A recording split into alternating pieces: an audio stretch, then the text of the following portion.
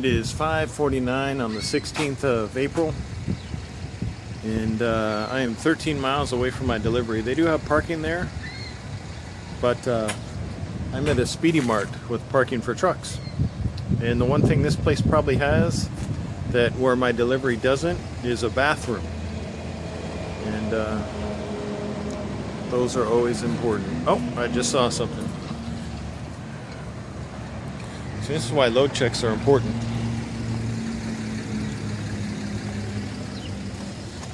See, I've been working with this. I'll have to put the camera down and work with that, but you can see all the straps I've had to do on the end. Well, it started out this way. I knew it was going to be windy, but underneath this excellent tight tarp job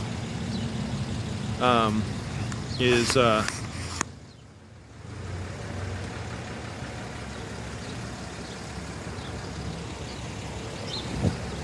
some I guess you would call it this is what IKEA looks like before before they put it together in IKEA products. I don't know what they're going to turn this into. It's just it's a type of particle board, and it doesn't look as artistically pleasing in the back, but when I left, it was starting to rain, and I'm overly cautious. I wanted it tight from its max. The main concern was from down here and up, holding the tarp, because this is just a flap that folds down, and I can pull it tight on the sides to a certain extent. More so on the front, because that covers on the outside of these end flaps here, and I'll show you here in a second. But these anyway, you can see the end flaps fold over on the back to prevent water damage. And I did cover this entire product with they had plastic wrap there. In a sense, it's not cling wrap, but it's just a sheet of plastic. Let's see here. Okay, so there it is. And that water is just on this lower edge, the drip edge. The product is sitting off of the deck about, I want to say 3 or 4 inches, because it's got spacers in there for the forklifts to get in underneath the actual product. And so anyway, I've got this nice tight tarp job. I think it looks pretty. In fact, this would give, obviously it's a conversation piece on the back. I'm thinking Jackson Pollock, maybe some Picasso. I don't know, pretty close. Pretty close. And their stuff's worth a lot of money these days, so. These are my lumber tarps. I could have used my steel tarps, because the length from top to bottom they would easily cover. The problem is length. My steel tarp, see, the lumber tarps go far in on each way because they're so long. My steel tarps would probably stop, I'd still have like a couple feet to cover. If I had 3 steel tarps, I would make do with that because it's easier to work with. But surprisingly, this went on really easily. They forklift the tarps on top because nobody wants to pick up lumber tarps. I did that one time, and on top of a lumber load by myself without a forklift. And that, like I said, I learned the hard way. And I learned that day that if lumber tarps are going to be used, I'm finding a forklift driver. And they put them on there, and I rolled it out, and it seemed like it just went into place.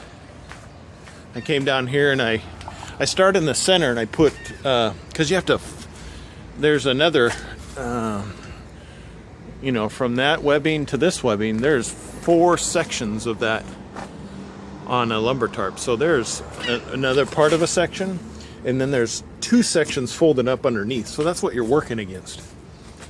And I start kind of in the center, folded up, and then I go half and half, and until I get it all nice and tucked in and tight.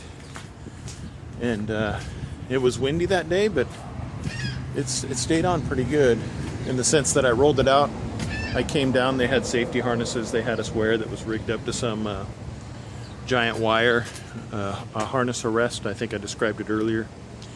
But anyway, I was able to get down, put a couple bungees to hold it in place so the wind wouldn't blow it off. But since my last load check, obviously that end over there is loosened up.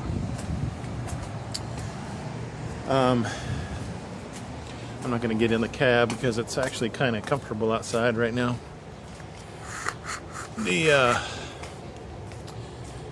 I guess one thing that I found out that I realize I'm grateful for the company I work for, in the sense that yesterday I only drove a little over 300 miles, and that was due to the fact that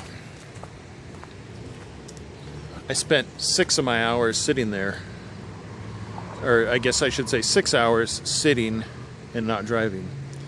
The first was the first 3 hours where I was dropping off the load before this. I was the first one there. I called a phone number and they sent somebody over, and I waited for them to get ready. And before I can even untarp, they didn't want me to untarp outside. They had a facility I backed into, and at that point, and that was over 2.5 hours before I can even back in. I saw them doing some sweeping every once in a while because I went to go check, wondering what was going on. Anyway, I digress. I got that unloaded, and it was like 3 hours long to do that. Then I drove 89 miles to pick up this load, and this took over I was in line, so that's where I expected to wait, because there was a line of trucks. I didn't expect to wait at the first place because I was the first in line. But that's what and the reason I bring this up is, even though I had to wait over 3 hours, I didn't wait on 3 hours. I spent 3 hours not driving, waiting to get this load, and then securing and tarping this load. So I get tarp pay, but I also, with Maverick, get detention pay. And I know there's a whole bunch of companies out there, because I've talked to the flatbed drivers, that if they're sitting there, they're not getting paid. They have to drive to make any money at all. So it made me grateful for that point. Today was a nice full day. I mean, it was nothing but driving. I've got like an hour and a half left on my driving clock, but I'm only 13 miles away. And I may stay here tonight, because they don't even open up until, they don't accept the delivery of this until 7 tomorrow. So anyway, I wanted to cover that, the realization of being grateful, I guess, for the company that has the detention pay. And yeah, there's a little bit more work involved in flatbedding, but that's what I like. But I also get paid more as a flatbedder than I do as a box driver, on at least in my opinion. So, and again, everything I say is my opinion, and just based on my limited experience. There's obviously going to be other people out there that make a ton of money driving truck, and there's going to be a lot of people out there that don't make very much money driving a truck. I think I feel like I picked a winner. I really enjoy the truck. It's like driving an RV. It's like driving an RV. I mean, my bed's right there in the back. I've got everything I need to keep comfortable, and it's nice and quiet. And I've become fairly proficient, as you can see by that awesome. I mean, it's like a present waiting to be opened on Christmas. At least it'll be Christmas tomorrow for this company I'm going to, because they're going to see this and they'll probably give me a high five. So we'll see you tomorrow.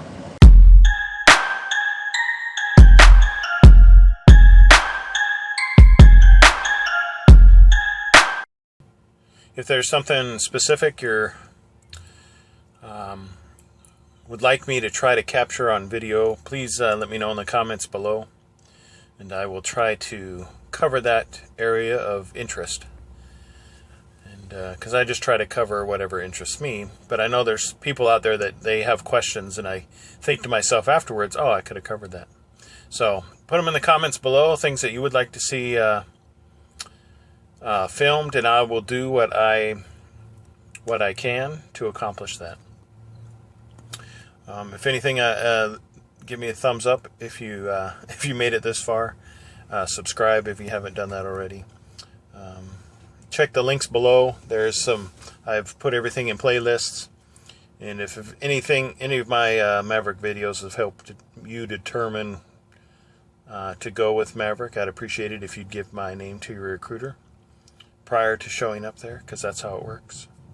Just call up your recruiter and give them my name. They'll stick it in your file, so when you show up, it all works out. Every little bit helps my family. So until tomorrow, thanks.